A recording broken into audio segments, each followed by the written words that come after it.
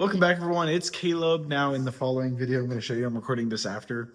We've gotten a few parts for our Porsche 944 down here, and we're going to be getting into working on it. So let's go ahead and check out those parts I got from O'Reilly's, and I'll see you in just a second.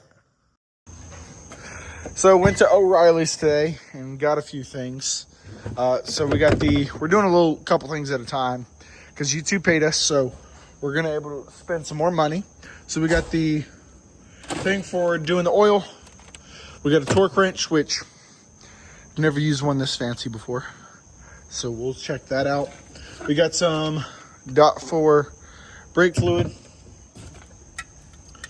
got some brake parts cleaner, so we can clean everything. Got some more .4 fluid, sorry. Got some new spark plugs as well, because the last time I checked those, and I'll show you that as well.